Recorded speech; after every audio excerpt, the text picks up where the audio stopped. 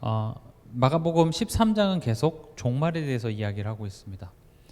사실 설교자에게 있어서 이 종말에 대한 주제는 굉장히 좀 까다롭습니다. 그래서 빨리 이게 좀 지나갔으면 좋겠는데 또 기네요.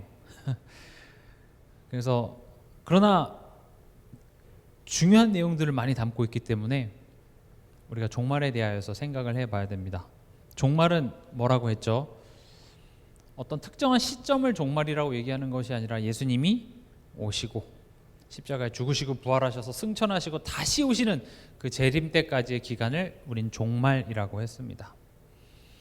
이 종말에 대하여 이야기하는 이유는 끝이 있음을 알게 하는 겁니다. 끝이 있습니다. 하나님을 믿지 않는 죄인들이 떵떵거리면서 고함치는 그 세상이 영원할 것 같지만 끝이 있다는 겁니다. 하나님 없어도 잘 살 것 같은 그 바벨탑에도 끝이 있었고 그 네피림에도 끝이 있었던 것처럼 끝이 있다는 것입니다. 그래서 이 종말이 있다라는 것을 통하여서 우리에게 공포심을 심어주려는 것이 아니라 너희는 그러면 소망을 어디에 둘 것인가 라는 것이죠. 진짜 소망을 어디에 둘 것인가, 사라져버릴 것에 소망을 두고 있지는 않은지 점검하도록 이 종말에 대하여서 마가복음 13장은 이야기를 하고 있습니다. 오늘은요, 먼저 제가 오늘 이야기할 내용들을 이렇게 포인트로 먼저 이야기를 해드리고 그 다음에 그걸 좀 자세히 설명하는 방식으로 이야기를 해보겠습니다. 오늘의 포인트는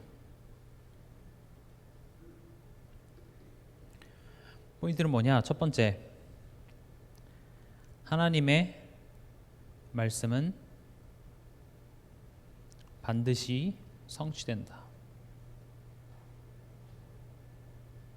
오늘 말씀의 제목이 내 말은 없어지지 아니하리라. 31절에 천지는 다 없어지겠으나 내 말은 없어지지 아니하리라. 이 말을 통해서 지금 무슨 말씀을 하고 있냐? 하나님의 신실하심이십니다. 내 말은 반드시 성취되기 때문에 내 말을 따라, 내 말을 붙잡아. 왜냐? 내 말은 반드시 성취될 테니까. 심지어 30절에 내가 진실로 너에게 말하노니 이 세대가 지나가기 전에 이 일이 다 일어나리라. 여기서 말하는 그 세대, 이 세대에 대하여 좀 해석이 더 다양한데 포인트는 이 내용은 무슨 말이냐면 하나님의 말씀은 반드시 이루어질 것이다. 지금 이걸 강조하는 내용입니다. 두 번째 포인트입니다. 첫 번째는 하나님의 말씀은 반드시 성취되기 때문에 믿을만하다. 사라져버릴 것들, 세상의 말에 흔들리지 말고 반드시 성취되어지는 하나님의 말씀을 따라라. 두 번째는요, 성도는 말씀을 따라가는 사람이다.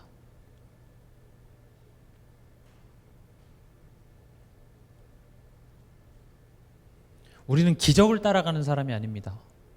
어떤 응답과 눈에 보여지는 것을 따라가는 것이 아니라 성도는요, 말씀을 따라가는 사람이다. 여기에 대해서 이야기를 하려고 합니다. 그리고 세 번째, 말씀을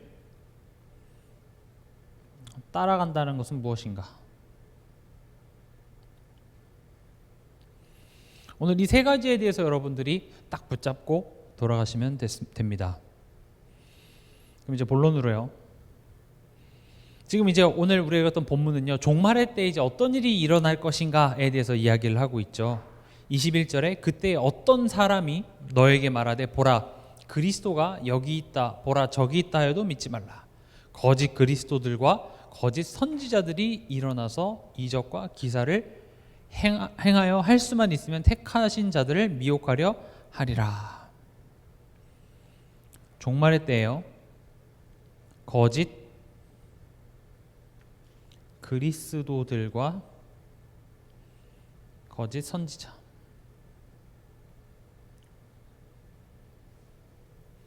지금 예수님 얘기하는 겁니다. 종말에 자기가 그리스도라고 하는 사람 되게 많을 거고 이런 선지자 저런 선지자들 일어나서 너희들한테 이런 말 저런 말 할 거야. 우리나라에도요, 이런 이단 사이비 교주 엄청 많죠. 우리나라에 예수만 뭐 거의 100명 가까이 있다고 해요. 메시아 엄청 많고요. 웃기죠? 자기가 예수래요. 자기가 그리스도래요. 근데 더 놀라운 건 뭔지 아세요? 그렇게 예수라고 하는 말도 안 되는 사람들을 수십만 명이 따라요. 예수를 그리스도라고 얘기하는 교회들은 비어져 가는데요.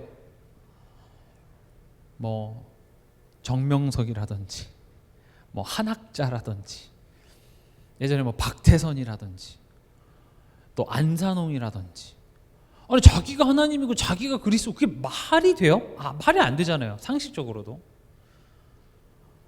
근데 우리나라에는요 그런 이단 사이비가 이 작은 나라에 꽤나 많습니다. 그래서 예수님이 말하는 겁니다. 23절에 그렇게 일어날 거니까 내가 너네한테 미리 말했어. 뭐라고 말했습니까? 일어날 거라고. 그러면서 23절에서 29절까지 이제 이야기를 하는 겁니다. 내가 이 땅에, 그리스도인 내가 이 땅에 올 때 되면 너넨 내가 온 줄 알 거야. 나는 있잖아 조용히 몰래 오지 않을 거야. 어떤 특정한 집단과 특정한 어떤 교회에 내가 찾아오는 것이 아니라 온 세상 모든 사람들이 내가 온 줄 알게 올 거야. 그게 지금 이겁니다. 별들이 뭐 해가 어두워지고 달이 빛을 내지 아니하고 별들이 하늘에서 떨어지고 하늘에 있는 권능들이 흔들리고 인자가 구름을 타고 큰 권능과 영광으로 오는 것을 사람들이 본다, 이렇게 얘기했죠. 이거를 그냥 말 그대로 해석하면 좀 우스울 수 있습니다. 예수님이 구름 타고 오면 무슨 군두를 타고 쫙 오는 거라고 생각하는데 그런 개념이 아닙니다. 포인트는 뭐냐, 자기가 그리스도고 자기가 메시아라고 하는 사람들이 많이 일어날 텐데 진짜 그리스도는 언제 옵니까? 모든 사람이 다 알게 온다라는 것이죠. 어떤 특정한 교회에, 어떤 특정한 집단에 오시는 것이 아니라 이 세상 모든 사람들이 다 알 때 온다, 이렇게 얘기를 하는 겁니다. 근데 이제 우리가 항상 궁금한 게, 저도 궁금했습니다. 왜 속을까죠? 상식적으로 말이 안 되잖아요. 자기가 예수래요. 종교성이 없는 사람이라도 안 믿을 것 같은데 신도가 엄청나게 많아요. 또 하나님의 교회 보세요. 엄청 사람들 많아요. 그리고 교회가 점점 하나님의 교회 늘어나고 있습니다. 줄어들지 않습니다. 오늘 본문에서도 얘기했듯이 뭘 체험했냐? 이적과 기사를 체험한 겁니다. 진짜로 그런 데 가면은요 병이 낫기도 합니다. 특히 이단들과 사이비들이 가장 좀 집중해서 하는 것이 치유 사역입니다. 왜냐, 병이 나았는데 뭐 할 말이 뭐가 있겠어요. 귀신을 떠나보내고 병을 낫게 하고. 근데 성경에서도 예수님이 많이 고백하죠. 내 이름으로 주라주라 하고 심지어 권능도 행사하고 귀신도 내어쫓고 병도 고칠 것이다. 그러나 그들은 내가 모른다, 지금 이렇게 얘기하셨죠. 심지어 과거를 맞추기도 하고요. 최근에 그 서바이벌 그런 프로그램들이 많이 나오는데 요즘에 이제 뭐가 나오냐, 무당 서바이벌이 나왔더라고요. 진짜 제가 그거 보면서 너무 어이가 없어가지고. 그래서 뭐 흑백 요리사 이런 건 이제 요리 경연을 하잖아요. 이제 무당들이 누가 더 영험한가 이걸 갖고 서바이벌을 하는 거예요. 그래서 사진을 보여주고 그 사람에 대해서 맞추는 거죠. 근데 막 맞춰요. 그러니까 막 사람들이 막 놀라고. 진짜로 귀신 들리는 사람들은 맞추겠죠. 그러니까 그거 맞추는 거 보고 이제 사람들은 야, 저 점쟁이가 누군가 찾아가서 내 미래를 묻고. 그러니까 이런 이적과 대단한 어떤 기적들을 한번 체험하면 안 믿을 수가 있겠습니까? 그렇죠? 만약에 내 가족 중에 누군가가 되게 아팠는데 믿져야 본전 아니겠어 하고 갔는데 그 병을 진짜 낫게 해줬어요. 그럼 없던 신앙심도 생기겠죠. 그러나 성경은 이야기를 합니다. 한 귀신이 나가서 7 귀신을 데리고 들어와요. 귀신들도 마귀도 능력이 있어서 그런 능력을 행할 수 있습니다. 병이 나올진 몰라도 그것이 하나님을 대신할 수 없다는 거예요. 사주팔자 이런 거 보잖아요. 그거 꽤나 많이 맞아요. 내가 교회 다닌다고 해서 사주팔자가 안 맞는 게 아니라 무슨 그 MBTI나 혈액형 맞추듯이, 왜냐, 그럴싸한 말들로 이야기를 하거든요. 맞아? 나 예수 믿는데 사주팔자 운명에서 해방됐는데 왜 맞지? 애써 부인하려고 맞을 수도 있어요. 근데 그게 어째서요? 그게 하나님을 만나게 해줄 수는 없어요. 그렇죠? 너 혈액형 뭐야? O형? 그럼 O형에 대해서 이야기해.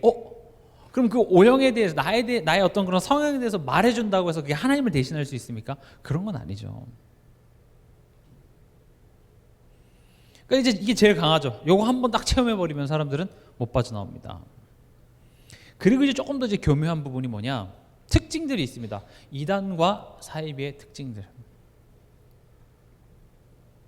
그들은요 아주 단순 명료한 해답을 이야기합니다.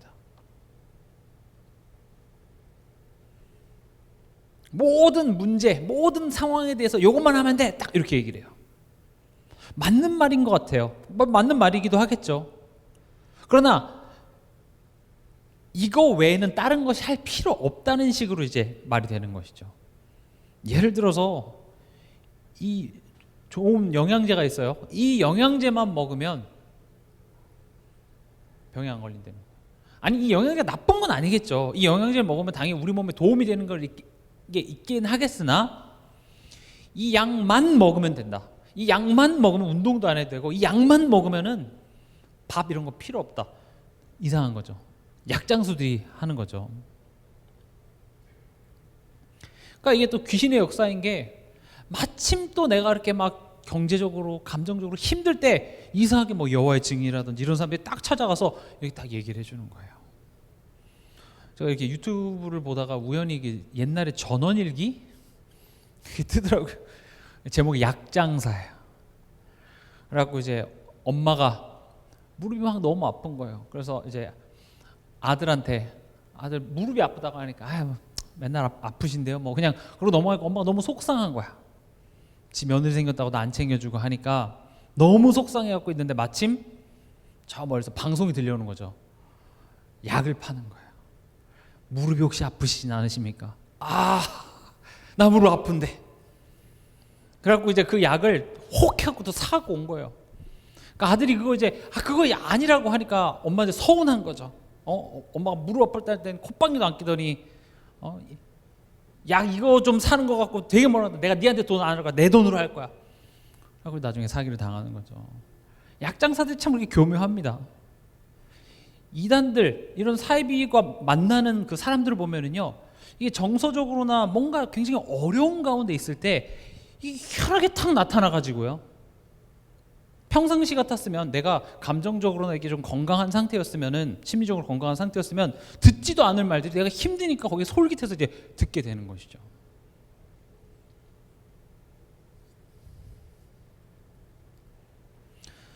그래서 저는요 설교나 이 성경의 말씀을요 항상 여러분들 그걸 이해하셔야 됩니다. 설교가 쉽고 간단할수록요 이해는 잘 됩니다. 그러나 깊이를 더할 수가 없어요.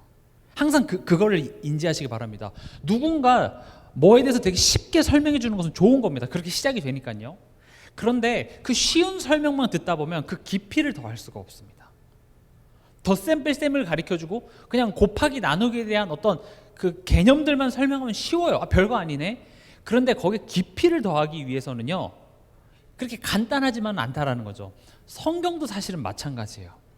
우리가 구원을 받는 것은 우리가 뭔가 이해해서 받는 것은 아니에요. 하나님의 은혜로서 믿음으로 말미암아 받아지는 것인데 이 복음이 쉬운 거지만 성경은 그래 쉬워 이렇게 끝나는 것이 아니라 이 성경을 알면 알수록 그 안에 무궁무진한 보화와 지혜와 지식과 보화가 감추어져 있어서 우리로 하여금 그것을 깨달아 알도록 우리가 성경을 읽고 공부하고 성령이 그것을 우리에게 감화시켜 주사 거기에 대한 그 깨달음이 우리로 하여금 기쁘게 하고 힘든 현실을 초월케 만드는 그거거든요.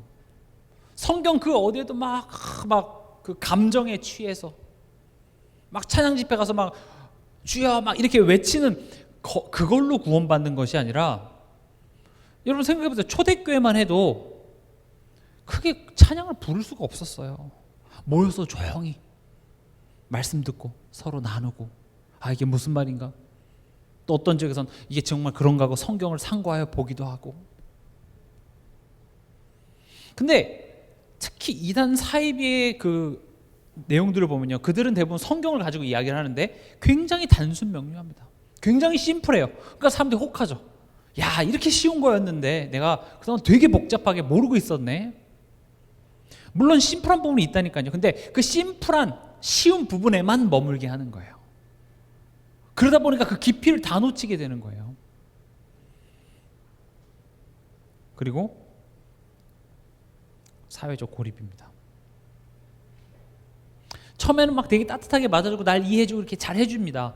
근데 이제 점점 자기네들끼리만 쓰는 용어, 자기네들끼리만 대화가 통하는 거예요. 집에 가면 남편이랑 대화 안 돼요.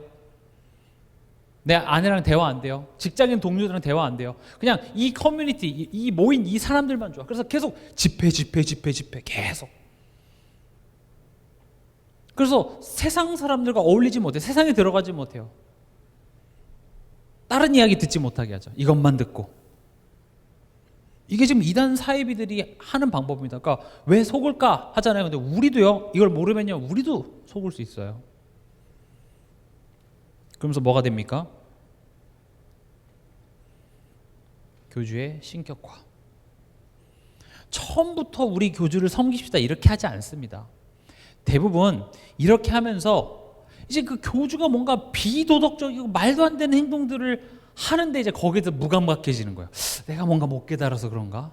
뭔가 거기에 의미가 있고 뭔가 뜻이 있을 텐데 하면서 실제로 사회에서나 직장에서 이런 일이 만약에 벌어지면 말도 안 되는 일인데 그게 그 집단 안에서 벌어지는데 거기에 대해서 내가 무감각해지는 거죠. 그게 교주의 신격화의 시작입니다. 성경보다 위에 있는 인간은 한 사람도 없습니다. 모든 사람이 죄인이고 모든 사람이 그래서 하나님의 은혜가 필요한 것이며 또 모든 사람은 구원을 받았어도 우리 안에 죄성이 남아있기 때문에 목사를 할지라도 뭐 신학 박사를 할지라도 우린 항상 성령 하나님의 도우심과 그 은혜를 간구해야 됩니다. 말씀 앞에서 내 자신을 비춰봐야 됩니다. 나도 틀릴 수 있기 때문에 옳은 말하는 메신저도 틀릴 수 있기 때문에 나도 말씀 앞에서 내 자신을 자꾸 비춰보지 않으면요 이렇게 될 수 있다니까요.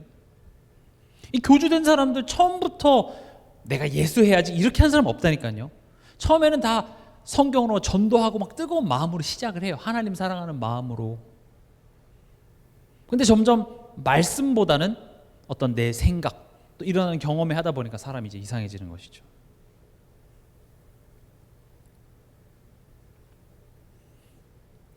그리고 공포심입니다.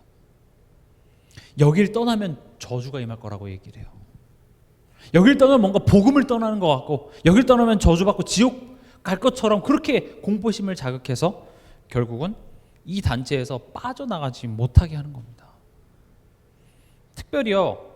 저는 제일 궁금했던 게 이런 이단 사이비에 예를 들어서 뭐 좀 그 학업의 끈이 좀 가방끈이 적은 사람들이 그러니까 공부를 많이 못하신 분들이 많으면 모르겠는데 엘리트들 되게 많아요. 그렇죠? 오히려 엘리트일수록요 이런 단어가 있습니다. 확신 편향. 이게 뭐냐?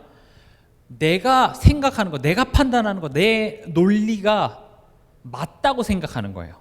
그래서 내가 한번 이 단체가 맞다고 생각했잖아요. 그럼 거기에 대해서 내가 이제 내 판단이 틀렸을 리가 없어 라고 생각하는 거 확신 편향입니다.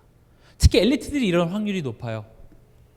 내가 한번 여기 딱 설득당하면 그래 내가 이거 맞다고 믿었잖아. 그러면 오히려 일반 성도들보다 더욱더 그 단체를 견고하게 지지하는 경우가 많습니다.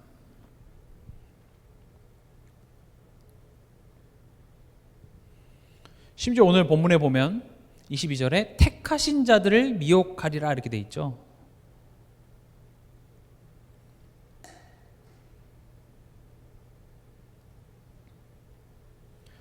우리가 하나님의 택함을 받아도 이미 불신자들은 미혹할 필요도 없죠. 이미 뭐 자기 새끼들인데요. 택하심 받은 자들을 미혹한답니다. 우리가 성경에서 많이 볼 수 있죠. 하나님의 백성인데도 불구하고 삶 속에서 미혹당해서 굳이 할 필요 없는 그런 고생들을 하는 것들. 그래서 지금 말씀으로 미리 알게 하시는 겁니다. 여러분 미혹이라는 말이 뭡니까? 미혹의 사전의 뜻을 찾아보면요 이 마음을 홀려서 정신 차리지 못하게 한다 이렇게 얘기하고 있습니다. 마음이 중요합니다. 그래서 여러분들의 마음 상태를 점검하는 게 너무 중요합니다. 우리 인간이 어떤 이성적인 동물이긴 하지만 그 이성적인 것만으로 우리가 판단하는 게 아니라 대부분 되게 감정적으로 우린 판단하기도 합니다. 그래서 내 마음 상태를 인지하는 게 중요해요. 특히 예를 들어서 뭐 사람과의 관계 속에서 성경에서는 이번 주 제가 1부 예배 때도 말씀드렸지만 악을 악으로 갚지 마. 넌 오히려 선으로 악을 이겨라. 이런 말에 그럼 목사님 미워하는 사람 없어요? 미워하는 사람, 날 힘들게 하는 사람도 있는데 뭐 그런 사람들 다 용서하라는 말입니까? 우린 그렇게 얘기할 수 있죠. 포인트는 지금 저 상대방을 용서하라 말아가 아니라 지금 내 마음의 상태가 어떤지를 점검하는 것이 중요하다는 거예요. 지금 내 마음에 미움이 가득해요. 내 마음 상태, 내 감정의 상태가 어떠냐에 따라서 우린 거기에 따라서 미혹받게 됐다는 거예요.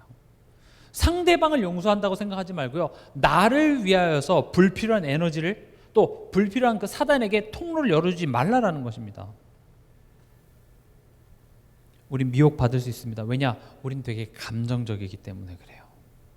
그래서 성령께서 너희 마음과 생각을 지키시리라. 교회 안에서요, 어떤 교리적인 내용, 어떤 말씀과 내가 부딪혀서 시험 들어서 교회 나가는 사람 전 거의 못 봤어요. 대부분 감정상에서 그래요. 교회에서 뭐 일을 하다가 뭐 이렇게 회의하고 결정하다가 저 집사님이 내 의견 무시했어. 그러면서 뭐 나가기도 하고요. 감정이 상해서 나가요. 감정이 상해서. 그러니까 우리가 당연히 지금 이 자리에 앉아 계신 분들은 이런 이단 사이비에 빠지진 않으시겠으나 결국 택하신 자들을 미혹하는 방법이 그 통로가 마음이라는 거죠. 그래서 우린 마음을 지켜야 돼요. 그리스도 이렇게 고함만 질러서 되는 것이 아니라 그 그리스도가 어떤 의미인지 그게 나에게 적용이 되기 위해서는요, 지금 내 마음의 상태가 어떤지를 자꾸 스스로 돌아봐야 돼요. 제가 자녀와의 관계에서도 말씀드리잖아요. 자녀한테 내가 무슨 이야기를 할 때 당연히 부모로서 내가 할 수 있는 이야기를 해야 되나? 지금 내 마음의 상태가 어떤지를 먼저 점검하지 않으면 나의 옳은 말, 너를 위해서 하는 말이 전달되기 전에 벌써 내 마음의 불안함, 내 마음의 두려움이 먼저 내 자녀에게 전달돼서 내가 진짜 전달하고자 하는 그 중요한 메시지는 전달되기 전에 문이 닫혀버린다니까요. 그러니까 내 말을 안 듣는 자녀에 대해서 이제 내가 화가 나고 이렇게 되는 거잖아요. 마음. 저도 메신저로 이 위에 설 때 제 마음을 자꾸 점검합니다. 그래서 저는 이 말씀을 준비할 때도 어떤 특정한 사람들을 떠올리기보다는 저 자신에게 자꾸 이야기를 해요. 그럼 우리가 이제 질문해야 되겠죠. 나에게 거짓 그리스도와 거짓 선지자는 누구인가? 사람 떠올리지 마시기 바랍니다. 그리스도가 뭡니까? 구세주잖아요. 저분만 있으면 돼. 그럼 나에게 있어서 저것만 있으면 내가 뭡니까? 이것만 알면 됩니다. 뭐 요즘 뭐 유튜브나 이런 데서 이런 그 썸네일이 많이 뜨잖아요. 뭐 예를 들어서 성공하는 법, 뭐 자녀 좋은 대학 보내는 법, 뭐 노후를 준비하는 법, 나는 이렇게 몇 살까지 돈을 모았고 뭐 이런 내용들에 우리가 많이 관심이 가죠. 저는 그런 게 필요 없다고 얘기하는 게 절대 아닙니다. 당연히 세상에서 내가 열심히 성공하는 거 나쁜 거 아니고요. 자녀를 좋은 대학 보내기 위해서 열심히 노력하는 엄마 나쁜 거 아닙니다. 노후를 준비하기 위해서 내가 지금부터 경제를 공부하는 거 나쁜 것 아닙니다. 근데 내가 지금 그것을 바라보면서 저것만 있으면 돼. 지금 딱 이거예요. 단순한 해답. 저것만 있으면 돼. 저거면 다 될 거야. 그래서 다시 말하면 하나님과 고립. 난 저게 완전 쏠려 있는 것이죠. 그리고 그게 없으면 안 될 것 같은. 그러니까 이런 식으로 우리 삶 속에 대놓고 내가 예수다 이렇게 하진 않겠으나 나 나름대로 그런 것들이 있어요. 제가 이번 주 중고등 예배 때도 말씀드렸는데 우리에게는요 저마다 이런 상처와 아픔들이 있습니다. 부모에게, 또 뭐 남편에게. 근데요, 사실은 이 상처와 아픔이 나는 하나님을 찾고 있었다는 겁니다. 내 영혼은 지금 하나님을 찾고 있어요. 난 하나님이 필요해. 엄마가 어렸을 때 나에게 하나님인 줄 알았는데 크면 클수록 엄마는 내게 하나님이 아니네. 그걸 보고 상처라고 얘기합니다. 내 삶 속에 내가 결혼을 하면 저 상대방이 나에게 하나님과 같은 역할을 해줄 줄 알았어요. 내 인생에 부족했던 그것을 채워줄 것 같았고, 내 인생에 뭔가 안전하지 않았고 뭔가 든든하지 않았던 그런 것들을 채워줄 줄 알았어요. 근데 살면 살수록 내 영혼은 하나님을 찾고 있었구나. 이걸 깨닫지 못하면 그게 뭐가 돼요? 상처, 아픔이에요. 넌 하나님이 아니야. 그 증거가 뭐야? 나 지금 상처 있는 거예요. 아픔이 있는 거예요. 그래서 제가 우리 후대들한테, 부모님한테 상처 없는 사람 손, 그러니까 아무도 안 들더라고요. 그렇게 부유하게 자라고 좋은 집안에서 태어나도요, 부모한테 상처 없는 사람 이 세상에 없을 겁니다. 왜냐? 내 영혼은요, 사실은 하나님을 찾고 있었기 때문에 그래요. 그렇기 때문에 내가 하나님을 만나지 못하면 우리는요, 거짓 그리스도, 거짓 선자를 찾아가게 돼 있어요. 거기에 의지하게 돼 있어요. 이걸 뭐라고 합니까? 이게 우상이죠, 뭐. 우상 숭배.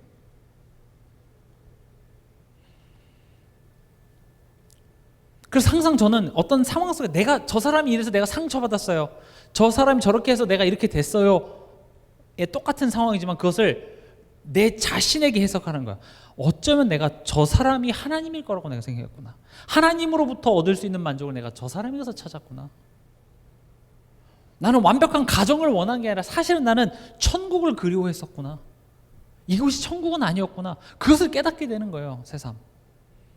근데 천국은 가지 못하고 내가 다른 곳에서 계속 그걸 찾으니까 내 인생 속에는 상처와 아픔들이 가득하고, 그런 상처와 아픔들이 나에게 굳은 살이 되어져서 이제는 모든 세상을 그 상처와 아픔의 안경을 가지고 이제 다 바라보게 되는 것이죠. 어렸을 때부터 이렇게 맞고 자란 강아지들은요, 주인이 손만 이렇게 들어도 어떻게 해요? 깨갱깨갱 이렇게 되죠.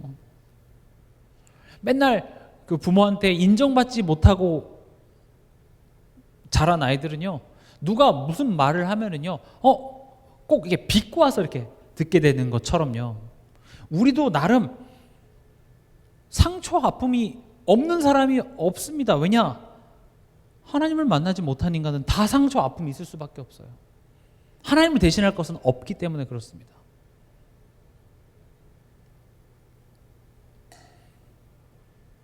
그래서 오늘 여러분들이 생각하시기 바랍니다. 제가 지금 앞에 이런 이야기를 했지만 이게 그냥 이단 사입의 어떤 집단에 빠지는 사람들의 특징이기도 하지만 우리에게도 이런 부분들이 다 있고, 그래서 사실 오늘 말씀의 제목이 뭡니까? 내 말은 없어지지 아니하리라.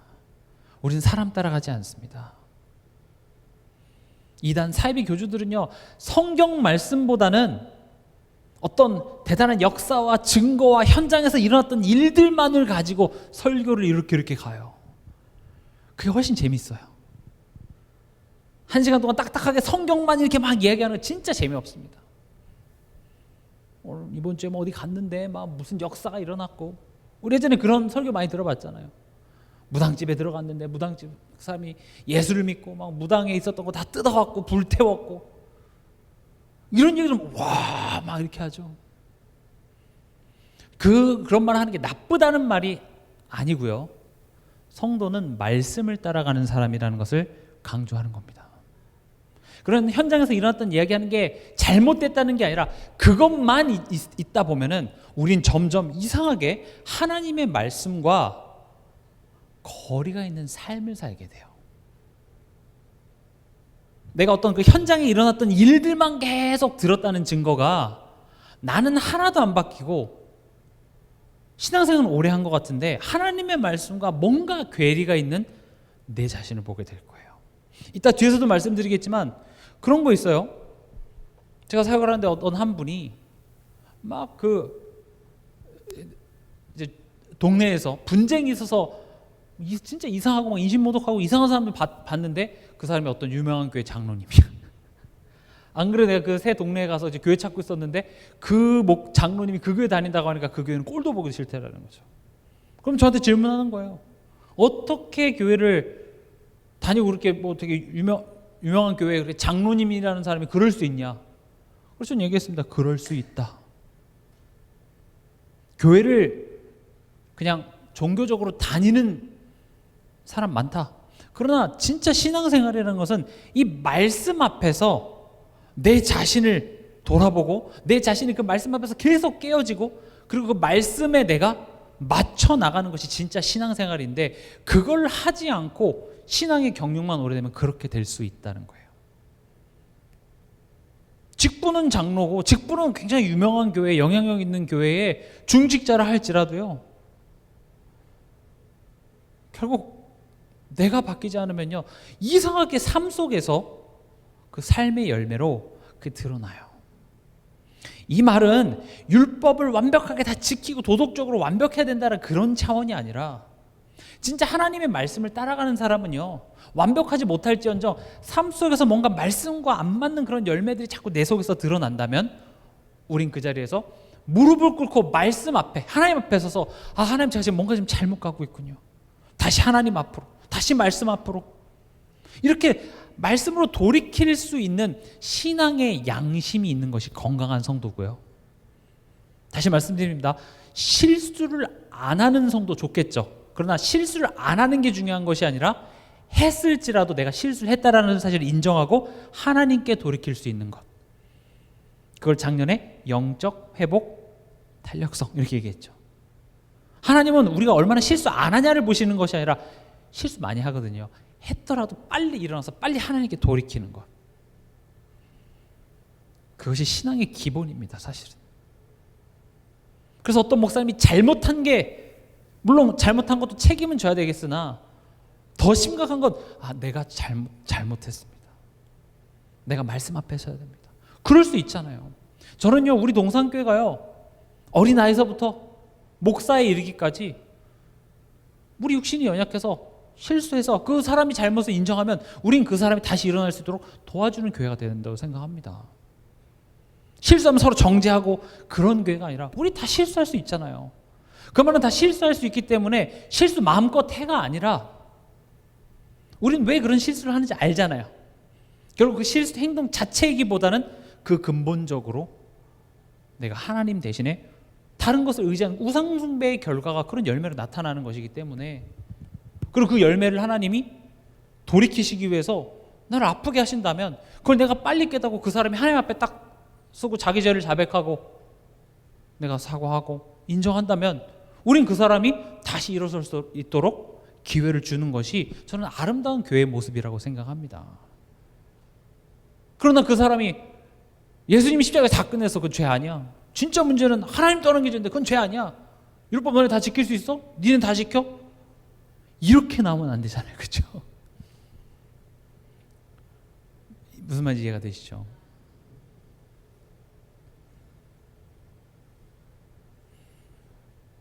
그래서 성도는 말씀을 따라가는 사람입니다. 23절에 보면 너희는 삼가라 내가 모든 일을 너희에게 미리 말하였노라.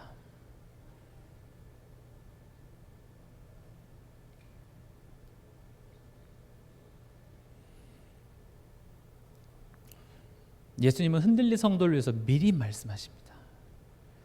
한 주간의 시작이 주일인 이유가 있죠. 주일 그 강단을 통해서 하나님께서 우리에게 미리 말씀하십니다. 이런 거짓 선지자들과 거짓 그리스도라고 자칭하는 사람들이 와서 너를 혼미하게 할 거야. 그래서 미리 말씀하십니다. 근데 우리는 그 말을 듣지 않고 기억도 못합니다. 듣지 않았으니 어떻게 기억하겠습니까? 그러니까 한 주간 동안 마구마구 흔들리다가 오는 것이죠. 그래서 말씀을 우리가 듣고 기억하는 것이 중요합니다. 여러분 명심하시기 바랍니다. 내가 말할 때는 들리지가 않아요. 내가 말할 때. 내 생각이 복잡하고 내가 이렇고 이게 많으면요, 말씀을 들을 때도 하나도 안 들립니다. 어떻게 저 사람 저럴 수 있고, 이게 이렇게 되면 안 되고 저렇게 되면 안 되고, 나의 어떤 그 내면의 소리가 시끄러우면요, 아무리 뭐 세상 훌륭한 메신저가 와서 말씀을 전하는데도 아마 안 들릴 것입니다.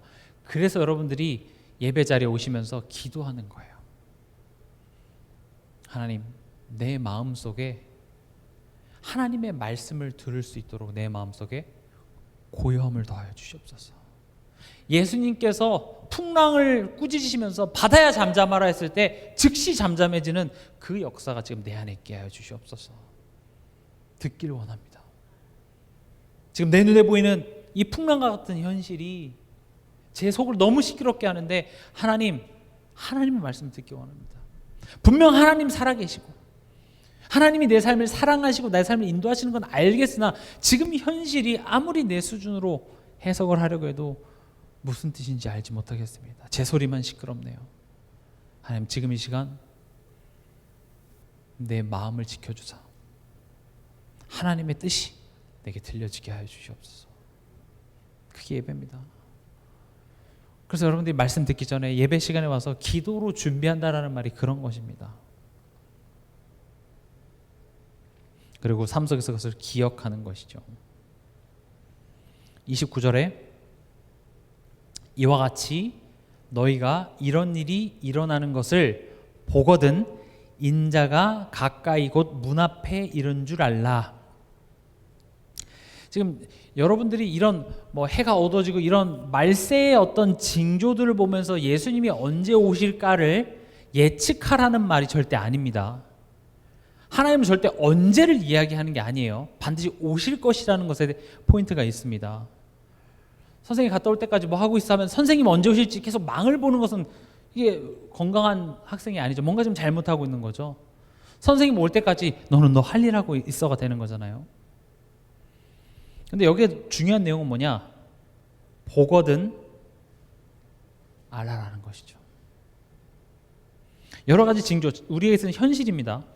현실을 볼 때 이 예수님의 이런 징조가 나타날 때 내가 올 거다라는 말씀을 들은 사람은 똑같은 걸 보면서도 다른 것을 깨닫게 되죠. 그렇죠? 아니, 왜 해가 저래? 왜 무화과 나무가 이래? 왜 무화과 나무에 오지? 이런 징조에 대해서 말씀으로 미리 들은 사람들은 똑같은 현실을 봐도 다르게 한다는 거예요. 그래서 여러분들이 이 말씀을 가지고 현실을 재해석하는 눈이 열려지는 게 되게 중요합니다. 우리가 얼마나 우리 생각에 사로잡혀서 모든 것을 바라보는지 모릅니다. 제가 이렇게 사역하면서 지하철을 타는데 어떤 좀 뚱뚱한 아저씨가 와서 이제 의자에 이렇게 막 비집고 막 앉는 거예요. 얼마나 무례하시던지 막 다치고. 저런 아저씨가 있냐. 그리고 이제 뭐 그냥 그런가 보다. 뭐 생긴 것도 좀 별로고 그냥 뭐 직업도 되게 이상할 것 같고 그냥 그래요. 막 냄새는 내가 맡진 않았지만 냄새도 막 날 것 같고 그냥 별로예요. 저 너무 싫다. 근데 이제 어떤 이제 젊은 여자가 이제 지하철 타는 거죠. 근데 이제 그 아저씨가 그 여자한테, 그러니까 한 아저씨가 60대 좀 나이가 있으신 분인데 그 젊은 여자한테 손짓해서 이게 앉으려는 거예요. 그래서 별꼴이잖아요. 보통 젊은 사람이 나이 든 사람한테 자리를 양보하지 나이 든 사람이 젊은 사람한테 하니까 뭐야? 뭐 젊은 여자한테 잘 보려고 그러나? 뭐 이렇게 별로다. 그러니까 처음부터 막 치고 한 그것 때문에 인상이 별로니까 하는 꼬라지가 다 별로인 거예요. 뭐 저런 사람이냐. 알고 보니까 그 여자분이 임신한 사람이에요. 그리고 아기도 데리고 있어. 그걸 딱 앉혀주고 아저씨가 딱 일어나서 가는데 달라 보이더라고요. 갑자기 좀 괜찮은 신사분 같고 또 직업도 꽤 괜찮으신 분 같고 근처에 가면 이제 좋은 스킨 로션 냄새 날 것 같고 이게 되게 별거 아닌 것 같은데 그 짧은 찰나예요. 내가 그 사람 안 좋은 이미지를 딱 보니까 하는 꼬라지죠. 꼬라지가 다 싫어. 근데 그걸 딱 바꿔서 보니까 사실은 또 그 웃는 모습도 되게 인자해 보이고 좀 많이 배우신 분 같고 집에서 책도 많이 읽으실 것 같고 그거 하나 그게 뭐라고 그냥 그 순간에 내 생각 속에요 그냥 한 사람이 완전 이상한 사람에서 굉장히 젠틀맨으로 이렇게 바뀌어지더라는 거죠. 우리가 그래요. 생각 하나에 되게 막 사람에 대한 이미지도 바뀌고 이랬다가 저랬다가 그렇게 되죠. 그래서 우리 생각 속에 말씀이 있어야 합니다. 똑같은 현실도요. 그래 내가 말씀 딱 생각하는 순간 그 현실이 완전 180도 바뀌어서 다르게 보일 수도 있어요. 여러분 생각만 전환이 일어나도 우리 삶이 굉장히 많이 달라집니다. 근데 그걸 누가 모르나요? 그걸 우리가 모를까요? 잘 안 되잖아요. 내 생각의 틀, 내 생각의 그 한계 속에서 우리는 이게 뒤집어지는 게 잘 안 돼요. 그래서 말씀이에요. 이번 주 강단 말씀에서도 깊은 곳에 금을 던지래잖아요. 그걸 모릅니까? 깊은 어부잖아요. 베드로는 어부예요. 예수님은 뭐예요? 목수입니다. 나무나 깎고 못 박는 놈이 뭘 알겠냐 하면 살 수 있겠죠. 특히 여기는 내 나와발인데 깊은 데서 가서 그물을 던지라는 거죠. 포인트는 뭐였습니까? 깊은 곳이 포인트가 아니라 예수님이 말씀대로 한 거예요. 내 생각, 내 경험 그거 뛰어넘은 거예요.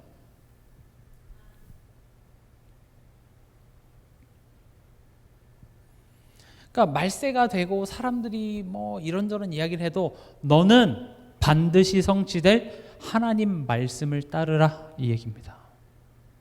눈에 보이는 증거에도 너무 휘둘리지 마. 말씀을 따라가. 우리 동산교회도 눈에 보이는 어떤 증거와 사람들의 어떤 취향과 이런 것보다는 말씀 중심으로 미련하리만큼 가는 이유가 성경이 그렇게 얘기하고 있기 때문에 그렇습니다. 말씀 변하지 않아요.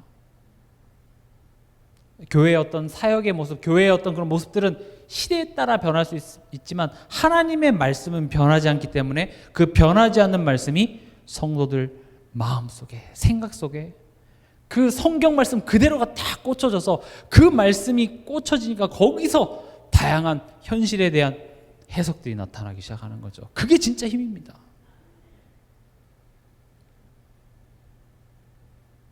그러면 성도는 말씀을 따라간다 그랬는데 말씀을 따라간다는 것은 무엇일까요? 우리가 하나님을 믿고 예수님을 믿고 교회를 다닌다 했을 때 그 하나님을 어떤 수호신쯤으로 생각해요. 나를 이렇게 도와주고 보호해주고 지켜주고 나를 잘되게 해주는 어떤 수호신쯤으로. 신앙생활은 그게 아닙니다. 하나님이 나의 원래 모습 또 나의 갈 길을 아세요. 그래서 하나님이 정답을 아시고 하나님이 내가 잘 되는 길을 아시니 저는 하나님께 맞추겠습니다 하면서 신앙생활은 끊임없이 하나님 앞에서 나의 틀이, 나의 생각이, 나의 고집이 무너지고 하나님께 맞춰가는 과정이 신앙생활이에요. 그래서 뭐가 항상 있을 수밖에 없냐? 말씀과 이 부딪힘과 깨짐이 항상 있을 수밖에 없습니다. 말씀이 깨져야 될까요? 내 생각이 깨져야 될까요? 내 생각이 깨져야 돼요. 항상입니다. 말씀에 내가 그런 깨짐이 없다. 말씀에 찔림이 없다. 좋은 말씀 아닙니다. 여러분들이 하나님으로부터 멀어지고 그냥 적당히 타협하는 그런 삶을 계속 응원하고 그래도 괜찮아라고 얘기하는 것은 기분은 좋을 수 있으나 그것은 하나님의 말씀이 아닐 확률이 높습니다. 율법이니 아니 그걸 따지기 이전에 지금 어쨌든 나는 하나님을 의지하는 것이 아니라 다른 것을 의지했기 때문에 삶에 이런 열매가 자꾸 나오는 거 아니겠어요? 그럼 그걸 하면서도 내 영적 양심에 자꾸 찔림이 있는 것은 건강한 사람입니다. 내가 예배를 빠져도 예배 빠진 것에 대한 어떤 찔림과 부담감이 있는 게 건강한 사람이에요. 내 예배에 갔었어야 되는데 하나님 죄송합니다. 자유함을 얻으세요. 예배 빠져 괜찮습니다. 맞는 말인 것 같지만 틀리다니까요. 그 영적 찔림이라는 것은 내가 예배 빠지면 지옥 갈까 봐 벌 주실까 봐가 아니라 혹 내가 물론 생업 때문에 또는 아파서 뭔가 특수한 상황이 있어서 가는 거긴 하지만 혹 내가 하나님보다 지금 이 상황을 더 크게 보는 건 아닌지 스스로를 자꾸 점검하고 생각하고 그런 영적 긴장감, 영적 민감성, 이것을 성경은 계속 우리에게 갖길 원하는 것이죠. 그래서 이 부딪힘과 깨짐은 매우 중요합니다. 그래서 이 부딪힘과 깨짐이 없는 신앙생활을 오래 한 사람은 안 바뀝니다. 아마 여러분들이 이렇게 살면서 누군가 굉장히 나를 힘들게 했는데 알고 보니까 크리스천이다? 둘 중에 하나입니다. 구원 못 받았던지 아니면 제대로 된 신앙생활을 하지 않고 있던지. 그런데 그런 사람을 보면서 아, 저 사람 지멋대로 교회 다니는 사람이네 라고만 이야기하지 말고 그렇다면 나야 또 누군가에게는 저런 모습으로 비춰지지 않나? 이걸 보는 게 중요합니다. 그러니까 어떤 조직이나 어떤 사람들 모인 데 가면 꼭 그런 빌런, 악당들이 있어요. 꼭 이렇게 힘들게 하는 사람들이 있어요. 근데 그런 말 하더라고요. 우리 회사는 그런 사람들 없는데요? 우리 교회는 그런 사람 없는데요? 그럼 아마 너일 확률이 높습니다. 너가 지금 그 행동을 하고 있기 때문에 제가 무슨 말씀 드리고자 하냐면 내 자신을 살피라는 거예요. 상대방 이야기만 하지 말고 그래 어쩌면 나도 내 남편에게, 내 가족에게, 내 자녀에게 지금 바뀌지 않고 말만 하는 사람으로 보이는 건 아닌가? 그래서 우리가 자꾸 말씀 앞에 나를 부딪히고 깨지면요 내게 굉장히 유익합니다. 오히려 때로는 이런 악인들, 날 힘들게 하는 그런 사람들을 내게 붙이셔서 나로 하여금 자꾸 내 자신을, 나의 고집을, 나의 상처의 그 굳은 살을 자꾸 벗어내게 하세요. 그래서 로마서 12장에도 악을 악으로 갚지 말래요. 그 악인은 내가 악인을 들어서 지금 너를 만들고 빚어가고 있으니 너는 네 할 일 해. 그래서 악을 선으로 이기래요. 여러분들은 하나님 바라보는 일 하시기 바랍니다. 말씀 앞에 서시기 바랍니다. 그 사람과 싸워서 복수해서 이겨내려 하지 마시고요. 다윗이 도망갈 때 시므이가 다윗을 막 뭐라고 했을 때 하나님이 주신 음성으로 들었던 것처럼 우리 또한도 우리 삶 속에 이 말씀을 가지고 자꾸 내 안에 부딪힘, 깨짐으로 가져가시고 그리고 결국은 순종입니다. 깊은 데로 가서 그물을 던져라. 예수님 말대로 될 줄 믿습니다. 이런 고백만으로 되는 게 아닙니다.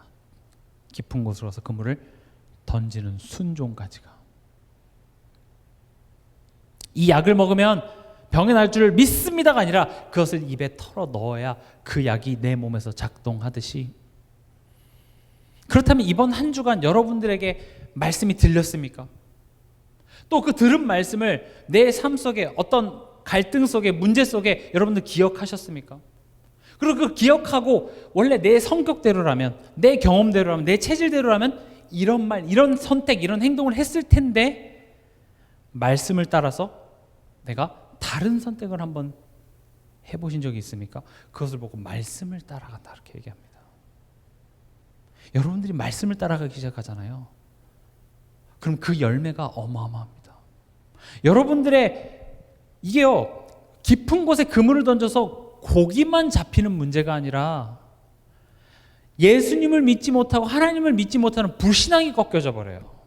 여러분 가문에. 알거든요. 특히 같이 사는 가족들은 이런 말을 하고 이런 사건이 딱 벌어지면 우리 엄마가 우리 아빠가 어떤 행동과 어떤 반응을 보일지 아는데 어라? 우리 엄마가 왜 저래? 그 다른 반응에 벌써 흑암이 딱 꺾여요. 꼭 해보시기 바랍니다. 하나님 말씀 따라. 하나님 말씀 따라 그 깊은 곳에 금을 던졌을 때 하나님께서 하실 놀라운 일들을 우리가 체험하게 될 줄 믿습니다. 말씀을 맺겠습니다. 내 말은 없어지지 아니하리라. 천지는 없어지겠으나 내 말은 없어지지 아니하리라. 우리 지금 계속 성경 통독하는 거 하고 있죠. 너무 좋습니다. 그리고 그 중에서 여러분들이 딱 와 닿는 그 말씀 여러분들이 딱 붙잡고 여러분들이 하루 전날이면 그 말씀을 내일 하루 종일 계속 기억해 보는 거예요. 그리고 그 말씀을 가지고 나의 삶을 다르게 해석하는 거죠. 일이 일어나는 것을 보거든 인자가 가까이 곧 문 앞에 이른 줄 알라. 말씀 들은 자는 이게 다르게 보이게 되어 있습니다. 이 말씀 기억하시며 승리하는 한 주간 되시길 주님의 이름으로 축원합니다.